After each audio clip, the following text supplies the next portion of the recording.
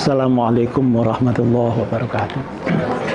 Selamat sejahtera untuk kita semua dan selamat pagi. I would like to speak Indonesian because a lot of audience is Indonesian. And to make no error in my speech, if there is an error, it depends to the interpreter, not to me. Especially for the deep meaning or the special terminology and also the meaning of the essence of my speech. Bapak-bapak, saudara-saudara yang saya hormati, saya mengenal Gus Dur tahun 1979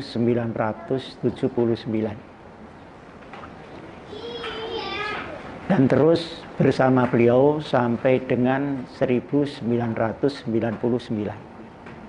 Jadi 20 tahun penuh saya mendampingi beliau dan menjadi juru bicara pemikiran beliau yang sulit-sulit itu. Ketika tahun 1979 beliau baru datang dari luar negeri, kemudian ketemu di Muktamar NU di Semarang. Saya sudah ketua cabang NU dari Malang, beliau belum masuk NU. Jadi NU-nya saya lebih dulu dari NU-nya Gus Dur. Nah, mulai itu terus saya bersama beliau sampai 79 ketika beliau jadi presiden, dan setelah jadi presiden ada pembagian kerja, beliau yang memimpin politik dan saya yang memimpin Nahdlatul Ulama. Yang saya tahu dari Gus Dur ini berbeda dengan yang lain di dalam membawakan agama, baik di dalam NU, di dalam umat Islam, di dalam Indonesia, dan di dunia. Beliau lebih mementingkan pendekatan yang filosofis. Jadi makna dari agama itu tidak sekedar teks agama. Yang kedua, pendekatan etis, di mana agama ditampilkan sebagai kesopanan universal. Yang ketiga, beliau membawa agama secara humanis, sehingga agama harus wujud di dalam sebuah persaudaraan kemanusiaan yang utuh. Nah, ketiga pendekatan ini mengalahkan pendekatan legal formal di dalam agama. Jadi tidak terlalu memikirkan ini halal atau haram, tapi yang sebaiknya untuk manusia seperti apa. Nah, lompatan-lompatan ini, pemikiran ini oleh Gus Dur disampaikan sedikit demi sedikit. Karena harus disampaikan di NU yang sangat konvensional di dalam pemikiran. Nah, beliau selalu berceramah dengan saya, dan saya harus menjelaskan lompatan-lompatan ini. Jadi ketika beliau mengajar agama Islam di gereja, itu ribut kiai-kiai, dan yang dimarahi itu saya. Kamu dekat dengan Gus Dur kok tidak ngomong, masa khutbah di gereja, gitu. Marah itu semua. Saya tanya sama Gus Dur, Gus, sampean dimarahi sama kiai-kiai? Jawabnya Gus Dur, loh, saya di situ mengajar loh, saya tidak jadi murid di situ. Bener juga saya pikir. Akhirnya hal-hal semacam itu yang saya sampaikan ke kiai-kiai. Nah, pendekatan tiga ini menjadikan Gus Dur tidak bertumbuh kepada fikih agama, tapi bertumbuh kepada esensi agama itu. Nah, yang dipegangi tidak pernah lepas adalah teologi. Teologi ini tidak dilepaskan sama sekali oleh Gus Dur. Tapi wujud dari teologi itu harus berupa humanitas, etika, dan filosofi daripada agama-agama. Menurut Gus Dur, agama-agama itu semuanya sama kecuali teologinya. Maka yang sama jangan dibedakan, tapi yang beda tidak usah dipaksakan sama. Sehingga dengan demikian maka akan terjadi persaudaraan yang sejati, bukan hanya persaudaraan strategis atau persaudaraan politis. Nah, setelah berjalan 79, 5 tahun setelah itu, Gus Dur mulai menerapkan ide-idenya di dalam NU.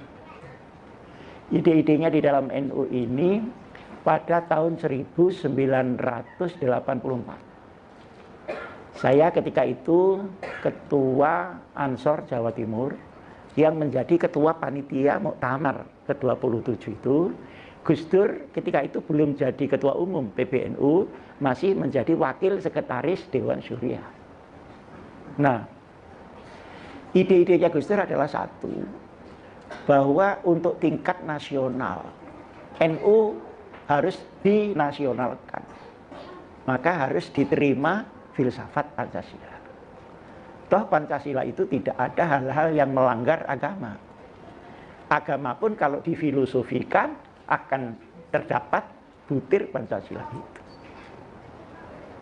Yang kedua, Nahdlatul Ulama harus dipisahkan dengan partai politik yang bergerak di politik praktis. Karena pada waktu itu masih menjadi bagian dari Partai Persatuan Pembangunan. Untuk apa? Supaya kemurnian pemikiran itu tidak dipersempit dengan orang mencari kekuasaan. Yang ketiga, menegaskan NU sebagai civil society yang mengembangkan mabadi' khairu ummah, artinya mengembangkan sumber-sumber kekuatan civil society.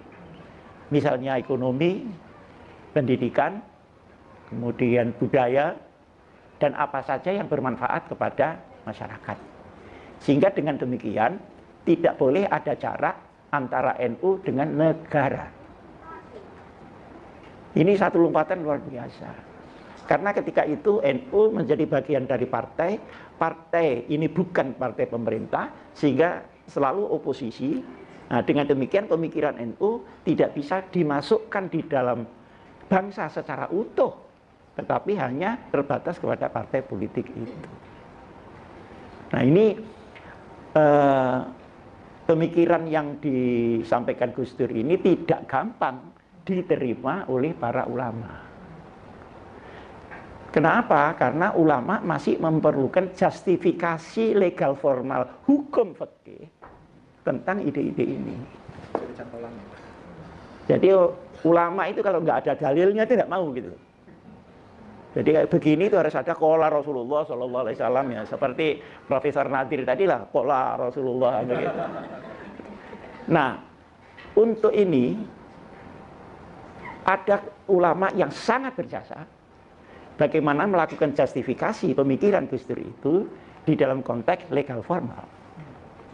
Beliau adalah Kiai Haji Ahmad Siddiq dari Jember. Nah, salah satu kecerdasan Kiai Ahmad Siddiq adalah bahwa beliau tidak menggunakan referensi negara Islam, tapi referensi Piagam Madinah Charter pada waktu tahun kedua Hijrah Rasulullah sendiri yang membuat referendum kota Madinah itu. Dan ketika itu referendum kota Madinah tidak berisi bentuk negara, tapi berisi makna dan esensi negara itu. Ini di dalam Mitsaqul Madinah. Isinya antara lain, banyak di situ ada 47 pasal, tapi saya tidak hafal, karena memang bukan untuk dihafalkan.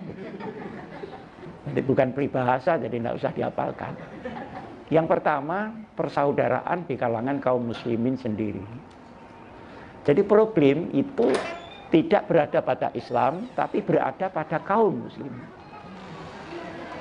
Nah, tapi karena kaum muslimin problematik, dianggapnya Islamnya yang problematik. Karena di orang Islam ada Habib Rizik, nah misalnya, maka dikiranya Islam itu semua seperti Habib Rizik. Padahal problem Islam itu tidak pada ajaran, pada serapan ajaran itu dari umatnya sendiri. Yang kedua, persaudaraan lintas agama. Ini dibakukan oleh Rasulullah. Bagaimana hubungannya dengan Kristen, Katolik, Yahudi, dan agama-agama lokal. Sekalipun di situ ada mereka minoritas. Nah, caranya adalah bahwa untuk urusan ideologi, urusan transendental, masing-masing pada pendiriannya sendiri tidak usah dicampur. Tapi pada pembangunan sosial harus dilakukan bersama-sama. Pembangunan prasarana, pembangunan keamanan, pembangunan gedung-gedung, pembangunan teknologi, itu tidak peduli Islam atau Kristen. Karena menurut penjelasan di Madinah Charter itu, Tuhan memberikan kerahmatan itu untuk semua hambanya, tidak peduli agama apa saja. Misalnya begini, orang Kristen sekolah dokter, ya jadi dokter. Tapi orang NU tidak sekolah dokter, ya jadi dukun.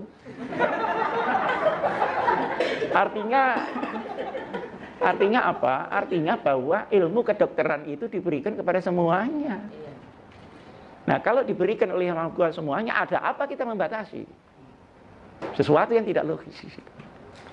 Nah, tetapi hal-hal yang memang beda, ya biar beda. Jadilah la ilaha illallah, ya sudah itu. Anda menggunakan yang lain, ya monggo. Tetapi dalam konteks civil society, dia membangun bersama-sama. Itu yang menentukan itu Nabi Muhammad loh, bukan Muhammad belakangan ini. Berarti kan autentik itu. Itu autentik. Nah, kemudian hak-hak sipil diberikan kepada non-muslim penuh. Hak perlindungan, hak kesehatan, hak intelektual, kehormatan, hak warga negaranya. Misalnya kalau bahasa sekarang KTP-nya, tidak ada masalah. Satu yang tidak boleh adalah merusak tata nilai daripada Islam itu sendiri. Dan untuk hukum diperlakukan sama. Kalau orang non-muslim bersalah di negara itu, maka dia dihukum sama dengan kalau orang muslim berbuat salah.